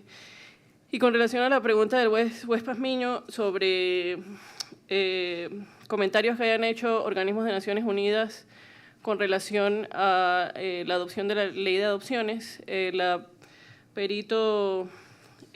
relatora de sobreventa de niños participó como perito en este caso y ella sí hace una serie de consideraciones con relación a la vigencia de la ley. Me voy a permitir leer un poco brevemente lo que ella dice. Dice que desde la entrada en vigor de la ley de adopciones del 2007 se han suspendido las adopciones internacionales y se han realizado avances para dar prioridad a las adopciones nacionales. Sin embargo, hay una seria preocupación con respecto a los recientes avances de varios grupos conservadores dirigidos a introducir cambios a la ley de adopciones. Estos grupos argumentan que los procesos de adopción llevados a cabo por el CNA deben ser acelerados y abogan por una vuelta al sistema previo de adopción privada. Además dice que con respecto a la autonomía del Consejo Nacional de Adopciones, que es la autoridad encargada de regular las adopciones internacionales, se han identificado desafíos en el proceso de selección de los miembros de su Junta Ejecutiva, la falta de transparencia, publicidad y objetividad en el proceso de selección afecta gravemente el funcionamiento efectivo de la CNA. Dice además que el Gobierno no ha avanzado con respecto a la descentralización de los servicios que ofrece la CNA debido principalmente a la falta de asignaciones presupuestarias para este fin. Además, no ha hecho ningún avance en el establecimiento de un mecanismo para identificar a la niñez privada de su identidad como un medio efectivo para prevenir la venta de niños.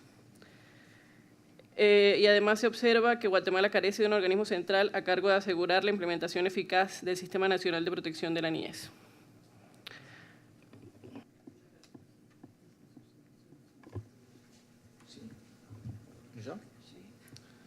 Muito obrigado, juiz Humberto Serra.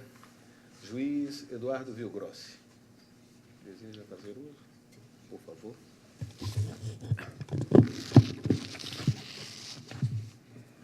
Antes de hacer una pregunta al Estado, quisiera señalar dos cuestiones previas.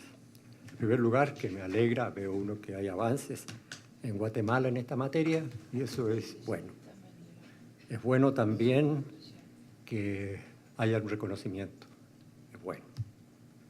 O sea, mis preguntas no van a tender a desmerecer los avances ni el valor del reconocimiento.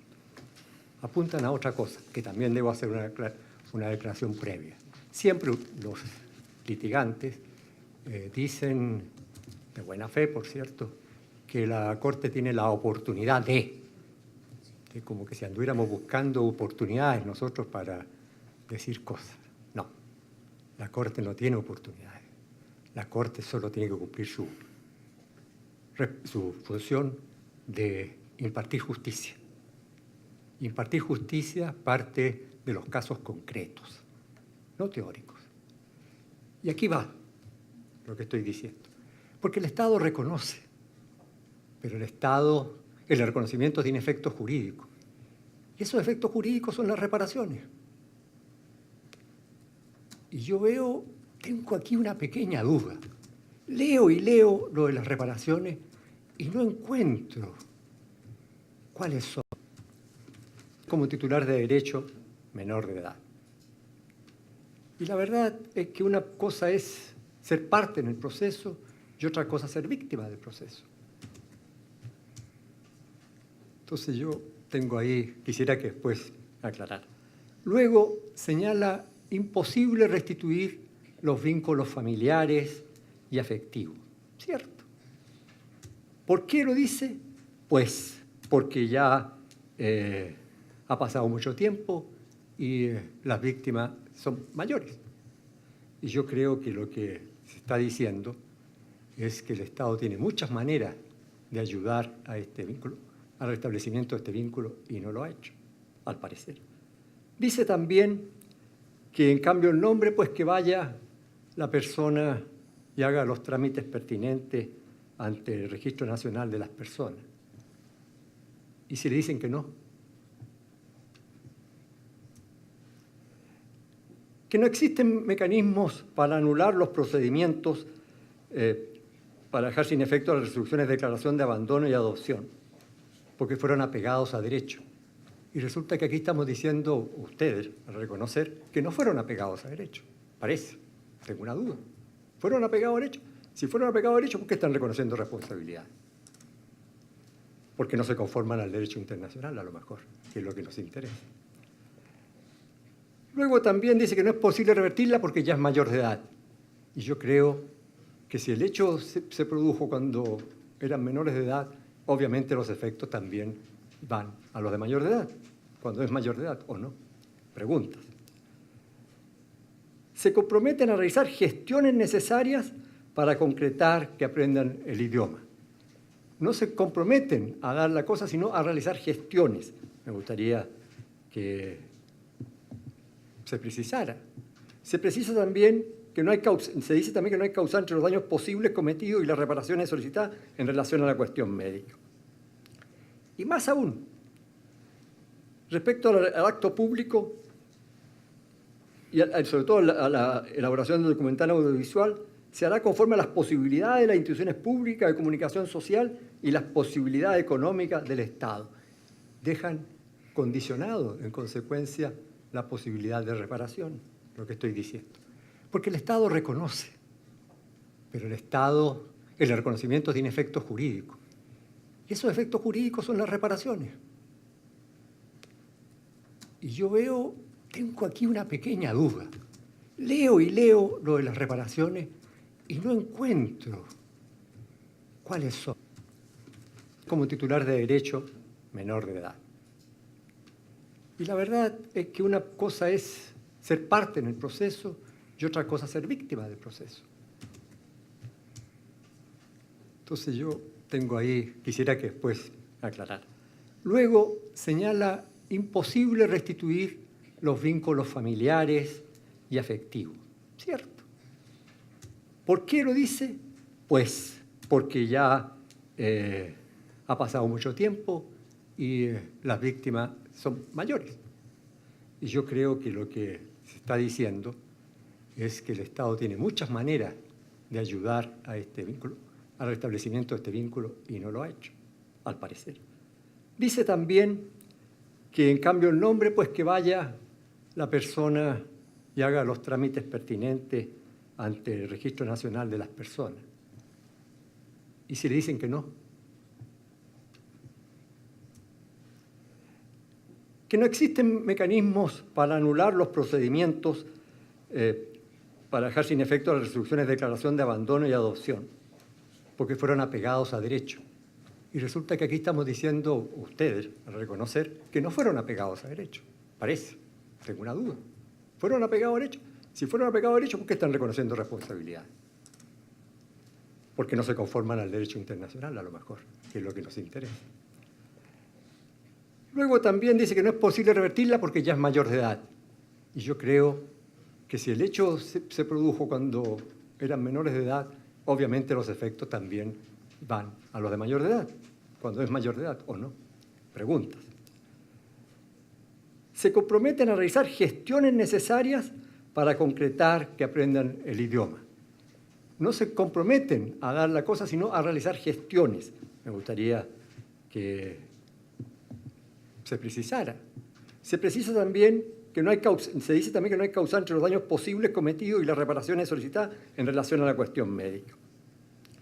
Y más aún, respecto al acto público y sobre todo a la elaboración del documental audiovisual, se hará conforme a las posibilidades de las instituciones públicas de comunicación social y las posibilidades económicas del Estado. Dejan condicionado, en consecuencia, la posibilidad de reparación. El otorgamiento de estudios también. No encuentra procedente, pero no dicen por qué procedente a la petición de viviendas, que tiene que ver con la familia, creo yo. Y respecto de la adopción de medidas legislativas de otra índole para asegurar que la adopción en Guatemala se ajusta a los estándares internacionales, pareciera ser que solo las acciones, que son las acciones tendientes a lograr la plena vigencia del Convenio sobre la protección de los menores y la cooperación en materia de adopción internacional, bastaría, por lo que dice. La implementación de diversas acciones tendientes a, que van a hacer respecto al juzgamiento para que investigue, juzgue y sancione, se cometa a gestionar las acciones necesarias ante las autoridades pertinentes. Y si ellas no acceden,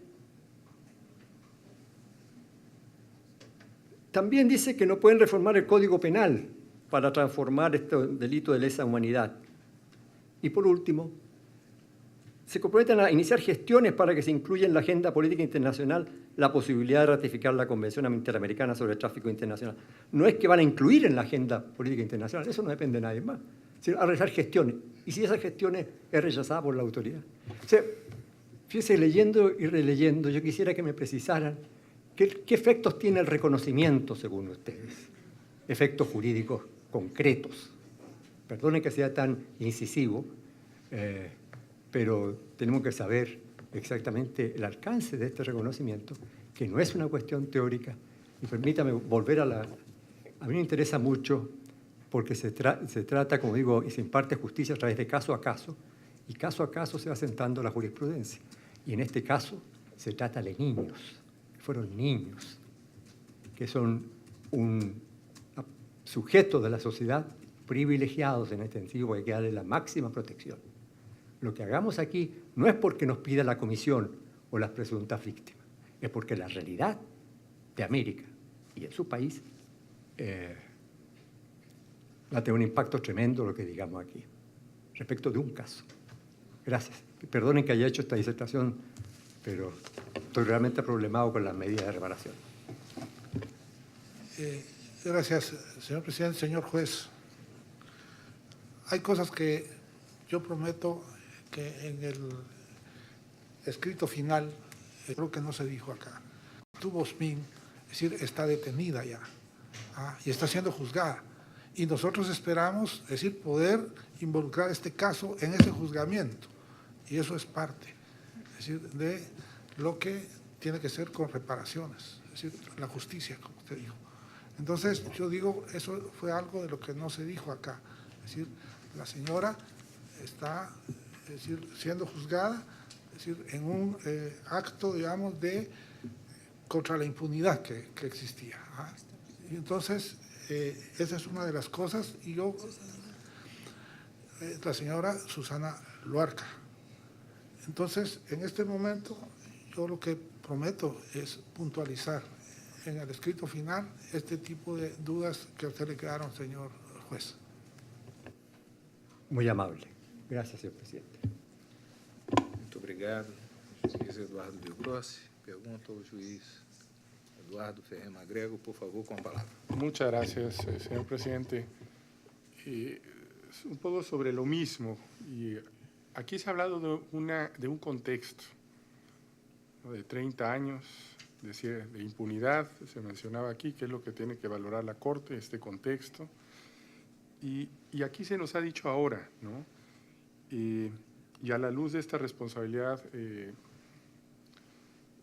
reconocimiento que hace el Estado, responsabilidad internacional del Estado, ya lo dijo, existe a nivel interno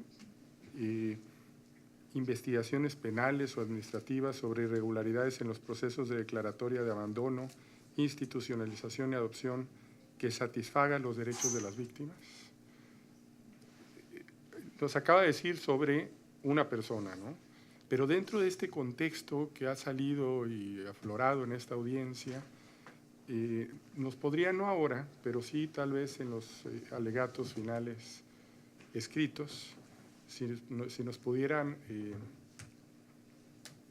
un poco indicar cuál ha sido la actitud del Estado para este combate, a esta impunidad muy específica, que estamos hablando de irregularidades en los procesos de declaratoria de abandono, institucionalización y adopción, que hay reconocimiento estatal. ¿Cuántas personas, cuántos procesos están iniciados y en general en qué estado se encuentran? Porque aquí se está hablando, más allá del caso, un contexto también, ¿no? Nuevamente, señor juez, yo diría que en el escrito final, es decir, nosotros vamos a puntualizar en este tipo de cosas para ser muy puntuales.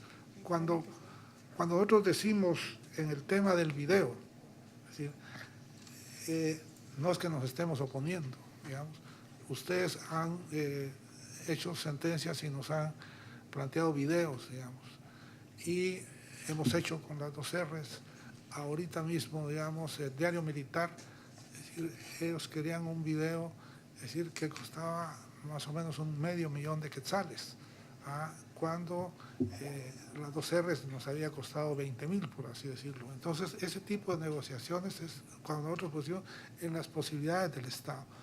Ahorita mismo, digamos, es decir, prácticamente del tema de las 2 R's, es decir, hay un documental que hizo Steven Spielberg, es decir, que eso no tiene, es decir, un valor calculable, es decir, primero por la fama del productor y segundo porque fue hecho fenomenalmente.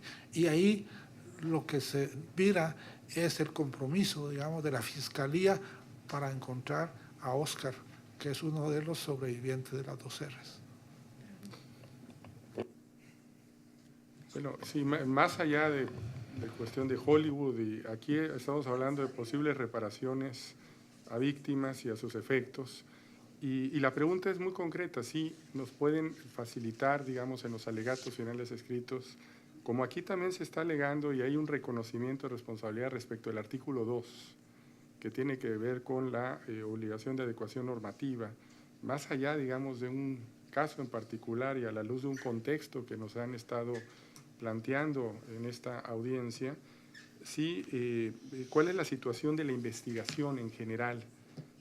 No solamente para el caso particular, sobre este tipo, digamos, de responsabilidades penales, administrativas, para lo concreto del caso, que es la irregularidad de los procesos de declaración de abandono, institucionalización y adopción, a la luz de la reparación. Es decir, como es en el escrito final, tratar de ponerlos al día en ese tema que usted está diciendo, señor juez. Pero lo que sí le quiero decir es que otros casos, es decir, no están ni en admisibilidad en la comisión sobre este tema, ¿verdad? Porque eso sí nosotros llevamos las estadísticas, es parte de nuestro tema. Pero como lo otro sí es del Ministerio Público, nosotros vamos a solicitar esa información y vamos a puntualizarla en el escrito final. Muy bien, sería muy importante. Creo que aquí también querían hablar, señor presidente. Sí, por favor. Gracias, señor presidente. Solamente una aclaración en relación con lo que acaba de señalar el representante del Estado. La señora Susana Saracho, que está privada de libertad, que fue parte efectivamente de esta red de trata, está privada por otro caso que no es este. Por lo tanto, no es que se ha hecho justicia ni siquiera parcialmente en este caso. Y por otra parte, como quedó claro, hubo muchas más personas, funcionarios públicos y privados que formaron parte en este caso y que forman parte de las redes de trata. Y por lo tanto, la investigación, por supuesto, debería dirigirse a desmantelar toda esta red de criminalidad. Y yo solamente para terminar quisiera señalar algunas cosas. Nosotros reconocemos que don Víctor Hugo tiene buena voluntad y la viene a expresar acá y por supuesto que valoramos eso. Pero y ahora él lo confirma, este es el único caso que tiene la Corte en ese momento y por eso decimos tiene la oportunidad de señalar y de avanzar a la luz de los hechos del caso, por supuesto, en uno de los temas de mayor relevancia para el continente y por supuesto para Guatemala. Pero también este es un caso que requiere de una claridad de lo que Guatemala debe hacer para abordar este contexto tan atroz que hemos señalado que ocurrió, pero que tiene secuelas en el presente. Más allá de la buena voluntad que puedan expresar algunos funcionarios y que nosotros no dudamos que exista, si la Corte Interamericana no es clara en señalar a Guatemala qué debe hacer, cuáles son las garantías de no repetición, las garantías que permitan que ese tipo de hechos no vuelvan a ocurrir, vamos a estar saludando actos de buena voluntad, pero no vamos a lograr impactar la realidad guatemalteca y particularmente los deseos de Osmin. Y por eso somos particularmente vehementes en que señalar que más allá del ofrecimiento que hace el Estado, que nosotros, por supuesto que lo valoramos, la Corte en su sentencia pueda plasmar con claridad las medidas de reparación que impidan que estos hechos vuelvan a ocurrir.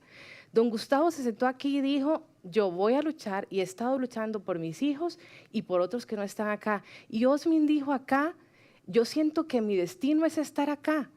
Yo siento que la voz que yo tengo es la voz de miles de niños y de jóvenes, ahora adultos, que no pueden estar acá. Y es muy probable, por no sé cuántos años, que la Corte no vuelva a escuchar una historia como la que se está escuchando hoy acá. Y por eso es que somos insistentes en que en función de lo que para ellos es verdaderamente reparador y atendiendo a esta época oscura guatemalteca que no se logra superar, la Corte pueda ser determinante y clara y ayudarle a Guatemala a saber qué tiene que hacer. Porque si no existe esa claridad, por más compromiso que venga a expresarse en este momento un funcionario como don Víctor Hugo, va a ser imposible que logramos revertir esta situación y sobre todo que se impida que hechos de esa naturaleza vuelvan a ocurrir. Por mi parte sería todo. Muchas gracias.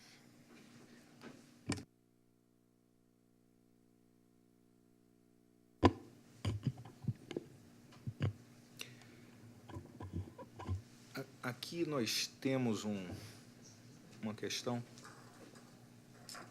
Estão todos com audiófonos?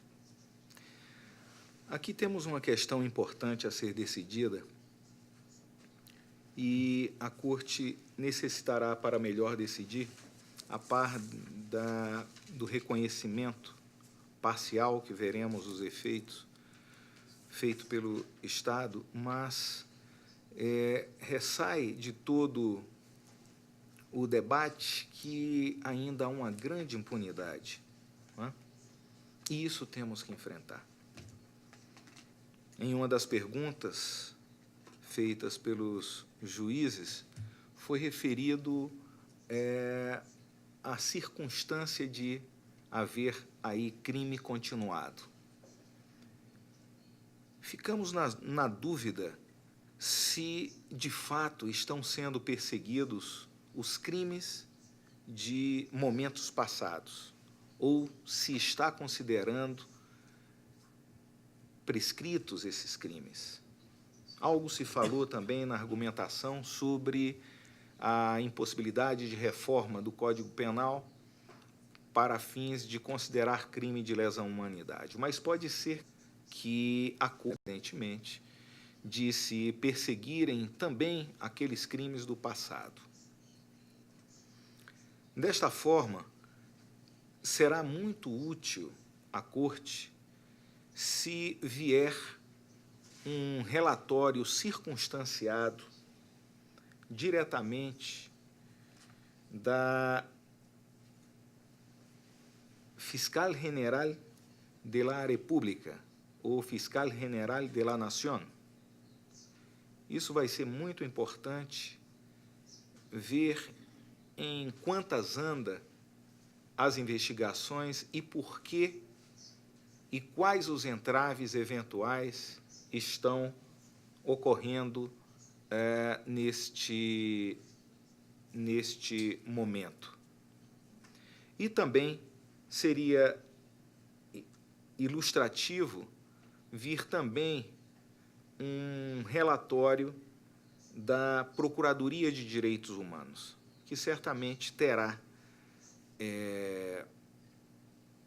incumbências nesta área específica, como é significativo relembrar o caso recente das meninas lamentavelmente mortas em incêndio, em circunstâncias que todos lamentamos.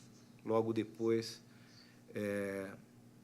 a Corte Interamericana esteve na Guatemala e essas circunstâncias serão apreciadas melhor, a Corte terá melhores condições de decidir com estes dois elementos de prova, que venham relatórios independentes dessas duas autoridades ora referidas.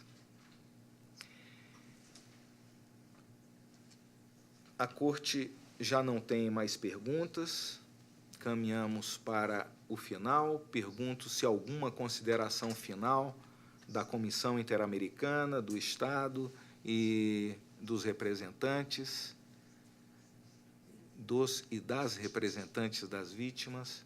Se não, também Estado. Então, muito bem. Agradeço a todos, em nome da Corte, a presença de todos. Gostaria de recordar as partes que, em conformidade com o disposto no ponto resolutivo 15º da Resolução Presidencial de 11 de abril de 2017, resolução da Corte, os representantes das supostas vítimas, o Estado e a Comissão Interamericana dispõem de prazo até o dia 22 de junho de 2017 para apresentar suas alegações finais escritas, suas observações finais escritas, respectivamente, sobre mérito, reparações e custa, neste caso. E relembro que, normativamente, este prazo é improrrogável. Neste prazo também solicitamos que sejam apresentados os relatórios ora solicitados. Finalmente, gostaria de agradecer a representação da Comissão Interamericana de Direitos Humanos, nominalmente as assessoras Silvia Serrano e Selene Soto, aos representantes das supostas vítimas das instituições CEHIL e El Refúgio, Márcia Aguiluz, Gisela de León, Esther Beceiro, Carlos Luiz Escoffier, Mônica Mayorga e Leonel Dubon. E a representação do Estado, do honrado Estado da Guatemala, o senhor embaixador Juan Carlos Orellana Juárez, o senhor Victor Hugo Godoy e a senhora Wendy Cuellar Arecis, ambos da Comissão Presidencial de Direitos Humanos. Agradeço a todos a colaboração, a forma como se houveram nesta audiência de maneira cooperativa com os trabalhos da Corte, e a sessão, então, está encerrada. Muito obrigado a todos. Por favor, todos de pie. La Corte se retira.